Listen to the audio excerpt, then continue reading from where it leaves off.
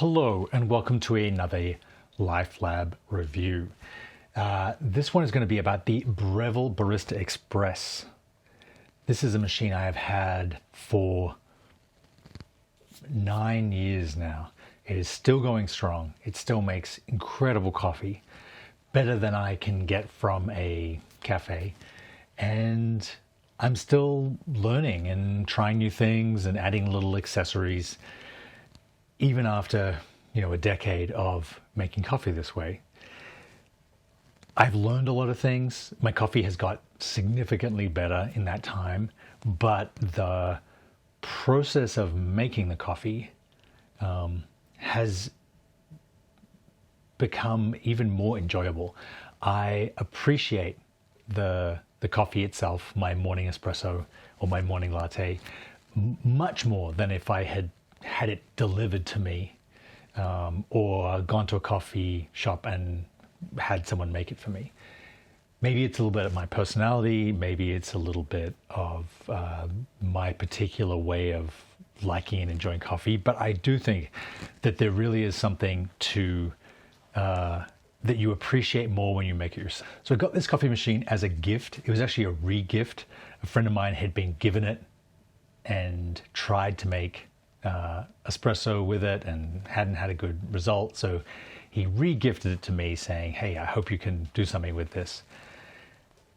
I immediately dove in and bought tons of different beans and tried it different ways, watched online tutorials.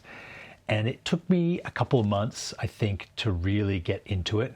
Or to really get a result that tasted great. But coffee is sort of like making bread or pizza at home. Even if the results aren't perfect, even if the results aren't that great, honestly, the fact that you were able to do it yourself gives you a big boost and means that you overcome that learning curve. So I think, in a sense, having a home espresso setup is great for that. I hear different people on YouTube talking about how home espresso is a pain in the butt, how it's not worth doing. I think that is patently false. And those people, either they just like coffees made for them, or they don't like making the effort, or they have something to sell to cafes and they want you to go out and buy the coffee. I did go, for the first, 20 years of my coffee drinking life.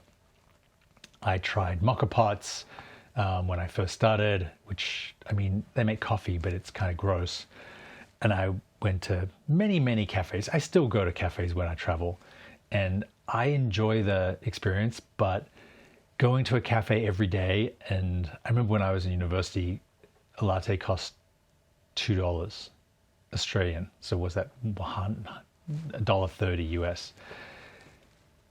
And even that seemed expensive. Now lattes are like $6 upwards.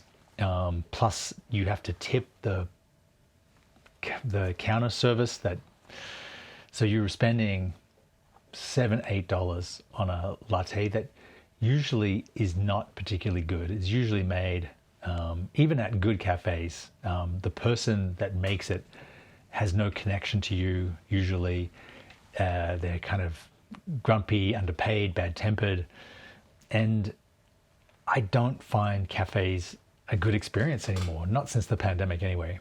Very happy to be able to make really good coffee at home that I'm really happy with.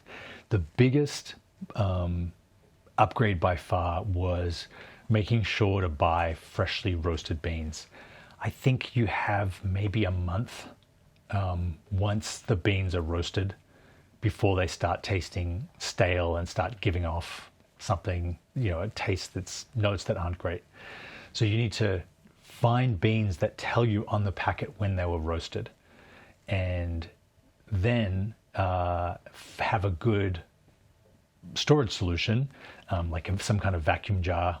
I use this Mia one, and then additionally keep them in the freezer. Now that's controversial, but I've found that since I've been doing that the last 6 months or so, I definitely have a difference in both taste and grind pressure, keeping the the beans in the freezer. It tastes a lot better.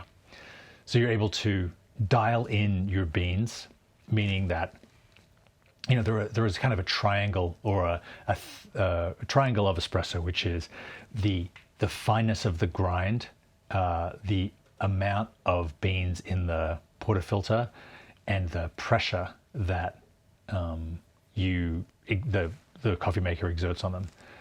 So you can't really control the amount of pressure that the machine puts out, though I guess you can program it, but it's best to leave it at the constant pressure. Then you should put the same amount of beans in the portafilter every time. So what you're really controlling, your lever that you get to actually pull, is the fineness of the grind or the coarseness of the grind, and you're aiming for the same 23-second extraction time from that pressure and that amount. So if you when you first get beans, you put them in, you only get a 16-second extraction, then you need to make the grind finer. If you get a 30-second extraction, you need to make it coarser. And I time the shot every day, and if it's 20 seconds to 23, I make it coarser for the next day. I don't throw out a 20-second extraction. It still tastes great, in my opinion. I am a little bit handicapped by the fact that I only drink one double espresso a day. That's my only coffee. I have it at about 8:30. I don't need any more energy in the afternoon. I'm not one of those people that has multiple coffees throughout the day. I think it's too good to dilute with having more of them. I think if you keep it to one, you enjoy it. That's why when people tell me I have an addiction to coffee, I can see how they can think that, because caffeine is a drug. But this addiction gives me a great deal of pleasure. It doesn't, as far as I know, have a negative effect on my health, and I really enjoy it as a ritual, and even more so as the person making the coffee. So the Breville Barista Express has a lot to recommend it. They retail around $500. You can get them cheaper. So at $10 a coffee now, not discounting what the coffee costs and the milk, which is probably even more expensive, you're making coffees for around $1 instead of $10. So you're saving $9 a day. So you'll pay the machine off in less than a year, plus your commute times and all the shitty experience that a cafe is these days. The two things that I've got to actually upgrade the machine, one is a bottomless portafilter, which definitely made both a big improvement to the taste of the coffee and to the aesthetic. I love watching it come out, the beautiful flow of the crema. And the second is this sort of air puffing thing to stop coffee grounds going stale in the built-in grinder. Maybe illusory. I didn't notice a big difference in taste, but it's a little bit of fun to make it a little bit more accessible, a little bit more active, I should say. Another thing I got was this self-tamper, so you're not guessing how much pressure you're putting on the beans. It tamps it down to a set point every time, and that helps. It removes another, complication of the coffee making process and lets you know what you're doing is actually working. So between those different accessories, probably spend another $50 on them. They're all pretty cheap stuff from Amazon. I get a lot of use out of this. I've definitely learned to steam milk a little better rather than just leaving it for the time I steam it. I put it halfway between the center of the jug and the side of the jug. Probably make good latte art 50% of the time. I don't really, I've gotten better at it. I like to try it. I don't care that much if usually the milk is a little bit too frothy and the art is a little bit less defined than it. Easy to maintain, easy to clean. Probably the biggest difference in the taste of the coffee is using organic milk. Now, when I am traveling and I have to get Starbucks, I can always taste the chemicals in the milk, the preservatives in the milk, whatever they give the cows. Also, Starbucks tends to burn their coffee really badly. I don't know if it's for a time thing. I don't know why they invest so much money in the infrastructure and then almost always get the process itself wrong. They're not really selling good coffee, they're selling the experience of being caffeinated, so it obviously works for them. I've looked into upgrading this machine because, I have the funds, why not? I could spend a couple $1,000s on a machine, but I've looked at other things out there and I don't see what they would add to this machine that's still going strong after pretty much a decade.